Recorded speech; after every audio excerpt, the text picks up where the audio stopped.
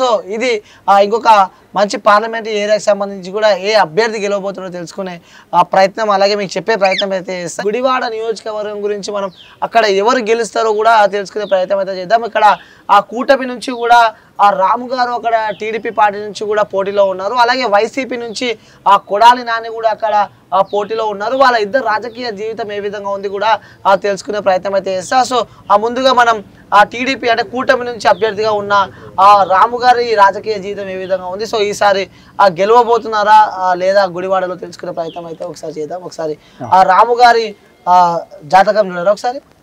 వెలిగండ్ల రాములు గారి జ్యోతిష బలం కూటమి తరపు అభ్యర్థి వారి జాతక బలం రాజకీయ జీవితంలో ఎలా ఉంది, కలిసి వస్తా రాదా అది నియోజకవర్గం నుంచి గుడివాడ వర్గం నుంచి చూడు జానకిరామ్.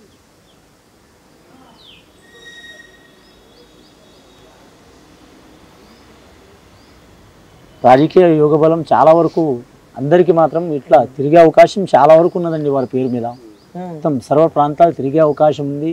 చాలా వరకు మాత్రం ఇబ్బందులు ఎదురయ్యే అవకాశం ఉన్నది.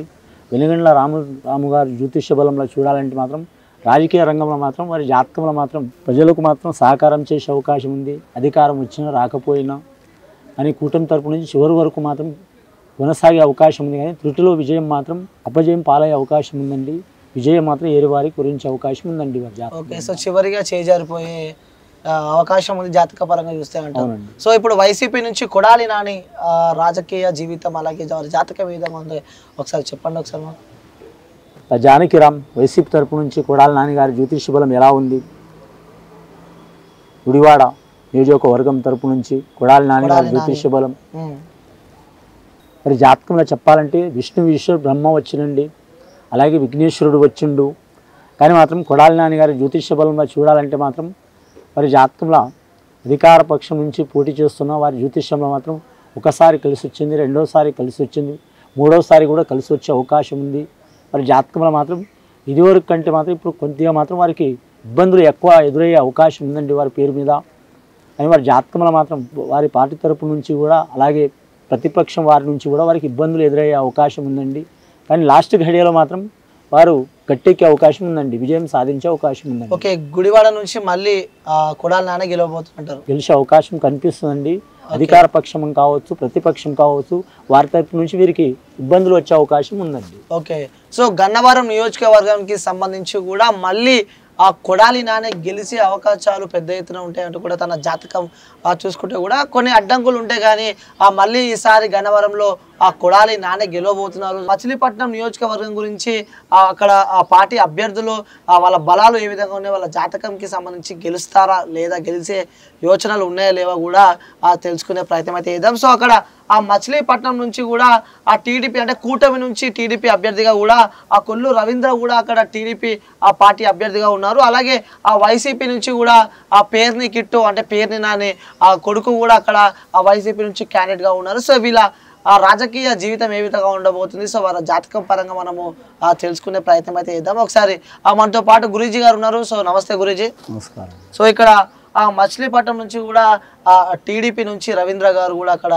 అభ్యర్థిగా ఉన్నారు, వైసీపీ నుంచి పేర్ని కిట్టు కూడా అక్కడ అభ్యర్థిగా ఉన్నారు. సో ఇద్దరి బలాలు ఏ విధంగా ఉన్నాయి, వారి జాతకం మీద చెప్తారా మాకు ఒకసారి? ఓకే, జానకిరామ్ అడిగి తెలుసుకుందాం ఒకసారి. సో ఫస్ట్ మనం ఆ టీడీపీ నుంచి రవీంద్ర గారి రాజకీయ జీవితం అలాగే వారి జాతక పరంగా చూసుకుందాం. సో ఏ విధంగా ఉంది ఒకసారి మనతో పాటు గురూజీ జానకిరామ్ ద్వారా చెప్పే ప్రయత్నం అయితే చేస్తున్నారు. ఒకసారి టీడీపీ అభ్యర్థి రవీంద్ర గారి జాతకం ఒకసారి చూడండి. టీడీపీ తరపు నుంచి మచిలీపట్నం కొల్లు రవీంద్ర గారి జ్యోతిష్య బలం ఎలా ఉందో చూడు జానకిరామ్.